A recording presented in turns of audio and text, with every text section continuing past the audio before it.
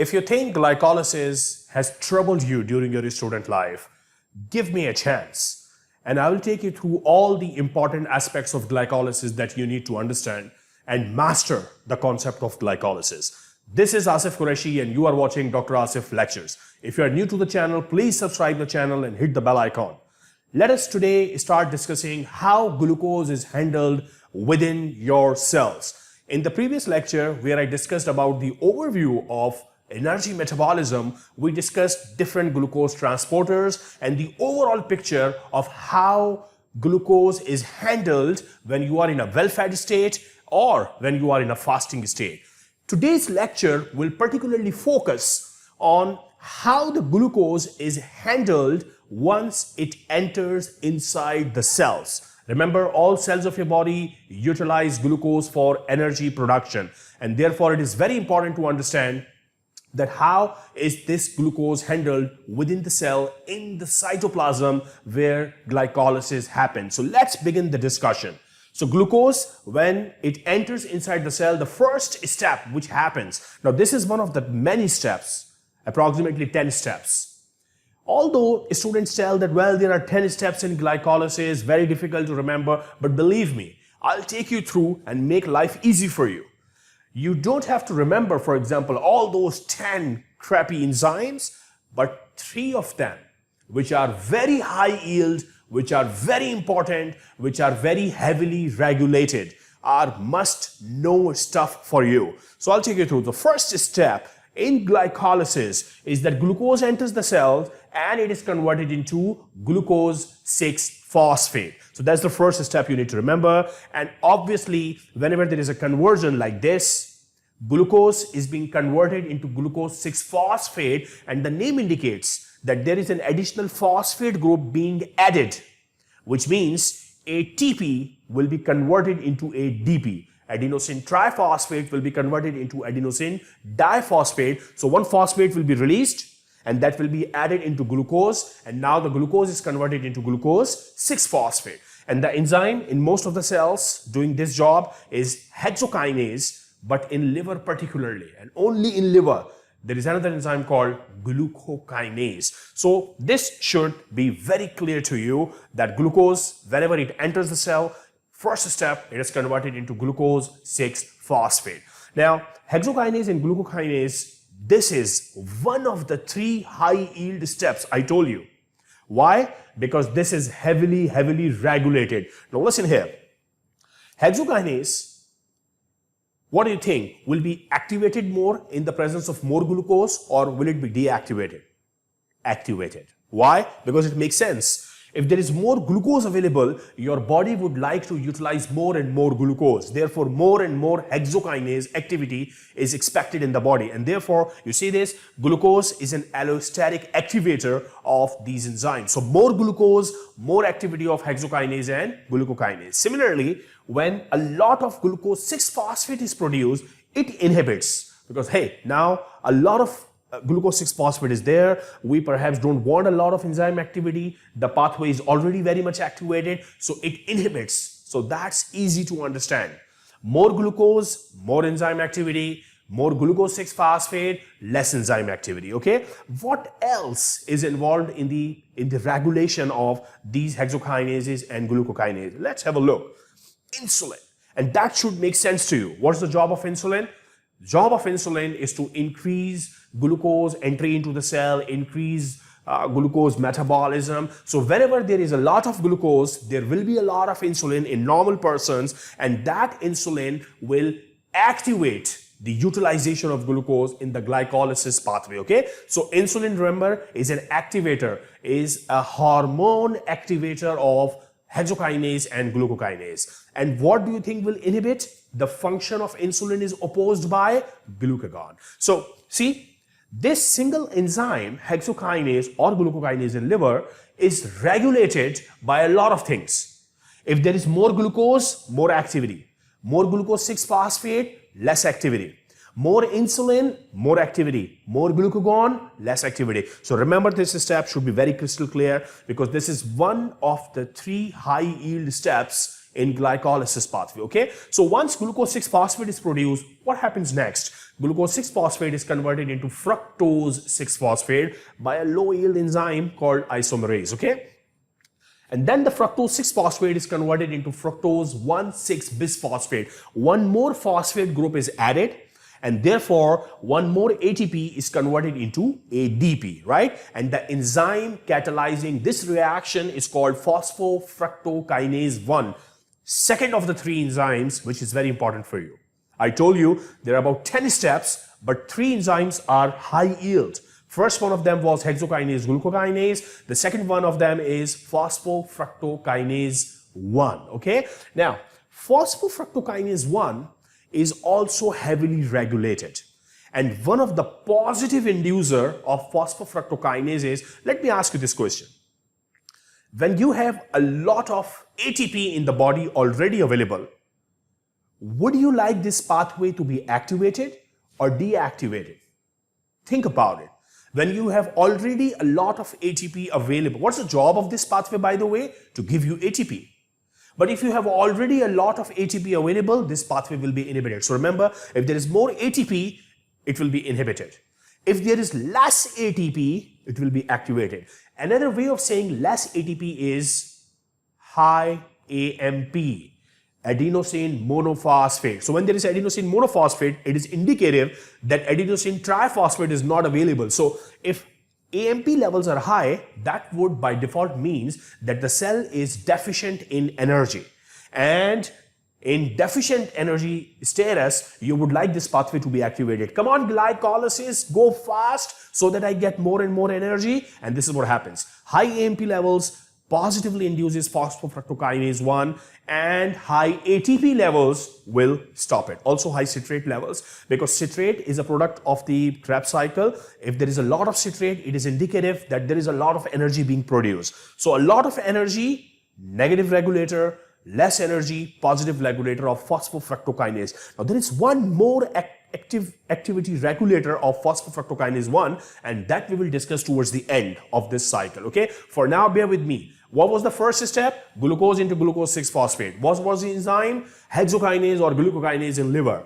Regulators, you know this. Glucose 6-phosphate converts into fructose 6-phosphate, which then converts into fructose 1,6-bisphosphate, and this enzyme is also heavily regulated. Let's move on to the next step. Now, fructose 1,6-bisphosphate is next converted into 2 things: glyceraldehyde 3-phosphate and dihydroxyacetone phosphate. Now remember, dihydroxyacetone phosphate is also by and large converted into glyceraldehyde 3-phosphate, which would mean that actually in every step of glycolysis, 2 molecules of glyceraldehyde 3-phosphate are produced. One from the fructose 1,6-bisphosphate and one from the dihydroxyacetone phosphate. So from here onwards, everything we discuss down the line will be 2 in number.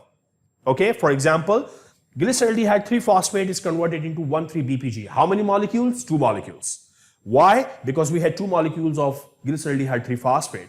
So 2 molecules of 1,3-bisphosphoglycerate. And in this process, the enzyme utilized is called glyceraldehyde 3-phosphate dehydrogenase. Now, any dehydrogenase enzymes, what's the job of dehydrogenase? To pluck out carbon. To pluck out electron in the form of a hydride. So glyceraldehyde 3-phosphate plucks out an electron from the glyceraldehyde 3-phosphate, and that electron, where does it go? That electron converts NAD into NADH. In your body, and this we will discuss in the upcoming cycles as well, in your body, whenever an electron is plucked out from any substrate, that electron is usually plucked out in the form of a hydride. A hydride is something that a hydrogen with a positive inside and 2 electrons in the orbit instead of 1 electron. So there is 1 extra electron in the hydrogen, okay? And that extra electron is basically transported from here and there, and that's the basis of energy formation. So in this reaction, glyceraldehyde 3-phosphate has been converted into 1,3-BPG, and 1,3-bisphosphoglycerate generates NADH. How many molecules of NADH will be generated? 2. So that's the bottom line that you need to remember, okay? And after 1,3-BPG, it is then converted into 3-phosphoglycerate. Initially, it was 1,3-bisphosphoglycerate, now 3-phosphoglycerate. So 1 phosphate is removed, and ADP is converted into ATP. In the start of the cycle, I told you that ATP are being utilized, but now ATP are being produced. So if I ask you, how many ATP were broken down in the first step? 1 ATP. How many ATPs were broken down in the next step? When fructose 6-phosphate was being converted into fructose 1 ATP. So 2 ATPs were utilized. Now in this single step, you tell me how many molecules of ATPs are produced? 2. Because every number here is multiplied by 2. So up till now, you have used 2 ATP and you have produced 2 ATP. So net ATP production is 0. Although you have produced 2 ATP, but 2 ATPs have been utilized, okay? So up till this step, no ATP has been produced net, right? Now what happens to this 3-phosphoglycerate, low yield enzyme, phosphoglycerokinase? 3-phosphoglycerate is acted upon by another enzyme which is called mutase, and it is now from the 3 position, the phosphate moves to 2 position, and now this is called 2-phosphoglycerate. Now 2-phosphoglycerate is acted upon by another enzyme which is called enolase, and now what you get is a very high energy molecule which is called phosphoenol pyruvate. And this phosphoenol pyruvate gives a phosphate group and you produce ATP. As a result, pyruvate is produced, and the enzyme here is called pyruvate kinase. Again, you are producing ATP. How many ATPs will be produced? 2. I told you everything down the line will be multiplied by 2 in number. So if I ask you now, up till now, how many ATPs have you used in this pathway? 2. How many ATPs have you produced in this pathway? 4. So what is the net gain of ATP? 2. That should be very clear in your head, okay? So this enzyme pyruvate kinase is also heavily regulated. Let's see what regulates is, okay? So all these things inhibit pyruvate kinase. Now what are all these things? ATP, long chain fatty acid CoA, acyl CoAs, acetyl CoA, glucagon. Now all of these things, ATP, long chain fatty acid, acyl CoA, these things are indicative that the cell has enough energy. And if there is enough energy, this pathway can be shut down. So it's easy to remember, it makes sense that all these things which are indicative of high energy in the cell will inhibit this pathway, okay? What will activate this pathway or this enzyme? Insulin, always. Insulin, because there is a lot of glucose, there is a lot of insulin, so insulin will want this pathway to continue and activate it, okay? And the other thing is fructose 1,6-bisphosphate. Now that also makes sense.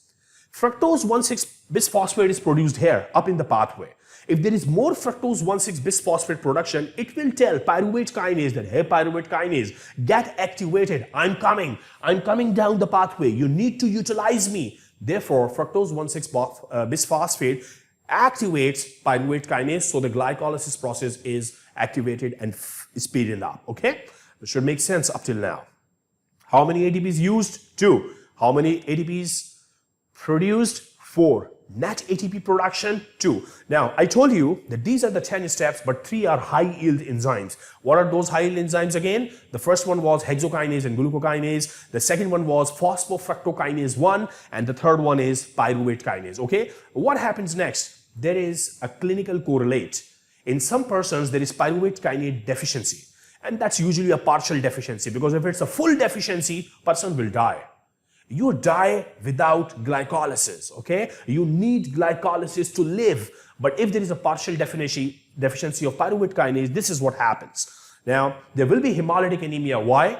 Because if there is pyruvate kinase deficiency, there will be less ATP produced. And if there is less ATP produced, the pumps, the ionic pumps of the RBCs will not be functioning. So the osmotic balance of the RBC will be disturbed and the RBCs will pop up. They will be hemolyzed, hemolytic anemia, okay?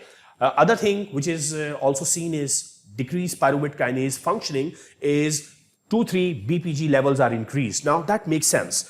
If pyruvate kinase is not there, so levels of phosphoenol pyruvate will be up, because anything before the blockage will be up, and up here is 1,3 BPG, and 1,3 BPG actually in red blood cells is converted into 2,3 BPG. So the levels of 2,3 BPG goes high if the pathway is blocked here, okay? And also to differentiate this from the G6PD deficiency, there are no Heinz bodies. So that's a pathologic condition which you have to remember in context of the glycolysis pathway, okay? Now let's move on. What happens to the pyruvate that you have, and how many molecules of pyruvates have you produced?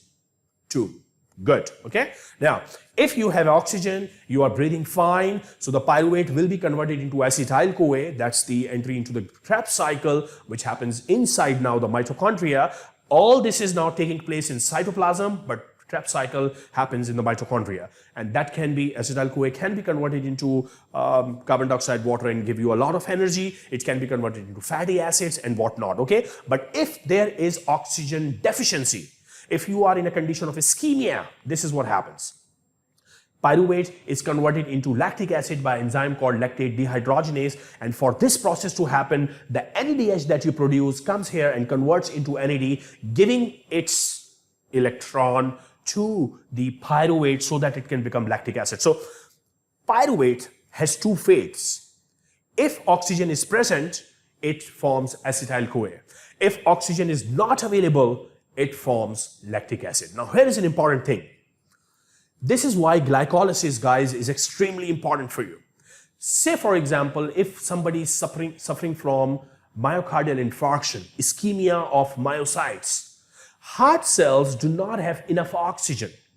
So that would mean that the only way for heart cells in ischemic condition to produce ATP is glycolysis. Because glycolysis gives you 2 ATPs net. Yeah, you might say, well, only 2 ATPs, but 2 ATP is obviously better than 0 ATPs, okay? So glycolysis is the only pathway that can also be completed in the absence of oxygen, okay? That's why it's important. So I hope this is all very clear to you. Now, the last concept, and then we'll be done with this pathway. So easy, yeah? The last concept is this. Think about it. If you are in a well-fed state, so you have eaten a lot, what will be your ATP levels inside the cell? Obviously high, because you have high levels of glucose, high levels of insulin, and high ATP. And did I not tell you that high ATP will inhibit phosphofructokinase 1? So phosphofructokinase 1 will be inhibited by ATP, which means glycolysis will be blocked. So in a well-fed state, listen this carefully, in a well-fed state, in most of the cells, glycolysis is shut down because there is already high level of ATP. But there is one organ, and only that one organ you need to remember. In that organ, you cannot afford to shut down glycolysis because you want to use glucose, and the glucose is not there used for energy production, but that is being converted into other stuff, okay? But glucose has to be utilized. And that glucose utilization is obviously via glycolysis. So in that one organ, you cannot afford to stop down glycolysis. So, which means there should be some other mechanism available which continues the glycolysis pathway despite of high ATP levels. Okay, let's see what happens. In liver, and that particular organ is liver. In liver, what happens that fructose, some of the fructose 6-phosphate is converted into fructose 2,6-bisphosphate, and this is regulated by another enzyme which is called phosphofructokinase 2. Okay. Now, this fructose 2,6-bisphosphate induces phosphofructokinase 1, which was inhibited by ATP. So here is ATP, here is phosphofructokinase 1, and here is fructose 2,6-bisphosphate. Okay. Now, the job of ATP is to inhibit. Hey, phosphofructokinase 1, you should stop. You should stop. ATP is trying to stop it. But fructose 2,6-bisphosphate says, I'm the boss and I want phosphofructokinase 1 to work. ATP, you can go away. So the effect of ATP, the negative effect of ATP on phosphofructokinase 1 is overruled by this molecule which is called fructose 2,6-bisphosphate. Okay, so fructose 2,6-bisphosphate positively induces phosphofructokinase 1. As a result of this, glycolysis continues despite high levels of ATP. Okay, so this happens only in liver. Now, that's basically it. Wasn't that so simple? Too many steps, too many enzymes, but 3 are high yield. Okay, and obviously I have to mention here that phosphofructokinase 2 is induced by insulin, because insulin will control the show that more glucose should be utilized in the liver because there is a lot of glucose and glucagon will inhibit it. Okay, and there comes these 3 enzymes which you must remember. These three are the high yield enzyme. The first step, which is hexokinase and glucokinase. The second is phosphofructokinase 1, and you see there is a lot of regulation there. And the third step is pyruvate kinase. You must remember regulation and control mechanisms for these three enzymes because they are always asked in boards exams. You can forget about mutase, you can forget about isomerase, but you cannot afford to forget about these three, okay? So I hope this is all very clear. One more time, very quick review. Glucose enters into your body, enters into your cell and converts into glucose 6-phosphate. Glucose 6-phosphate converts into fructose 6-phosphate. Usually in fructose 1,6-bisphosphate to glyceraldehyde 3-phosphate and dihydroxyacetone phosphate, and this converts also into glyceraldehyde 3-phosphate, generating 2 molecules, and everything down there is 2 molecules, okay? If you do not understand or if you think you have to re-watch the video, please do so. Watch the video again and again unless you master this slide and you understand each and every positive and negative regulators of these three enzymes, okay? Let's now discuss a very summarized picture of what happens in glycolysis. In glycolysis, you must know this is the only pathway in your body, metabolic pathway, which can work without oxygen. Any other pathway, you name it, Krebs cycle, beta oxidation, they need oxygen. Glycolysis can work in ischemic conditions, okay? And that's a blessing for you. You can still produce ATPs. It happens in cytoplasm. There are roughly 10 steps and 3 of them are high yield steps. I told you that. What are the names? Hexokinase, glucokinase, phosphofructokinase 1 and pyruvate kinase, okay? What is the end point? It's 2 molecules of pyruvate. From where the pathway starts? From glucose. How many gross ATPs are produced? 4. But how many net ATPs are produced? 2, because you know that the 2 ATP in the beginning are utilized. So you produce 4 ATPs, but you use 2, so the net production is 2 ATP, okay?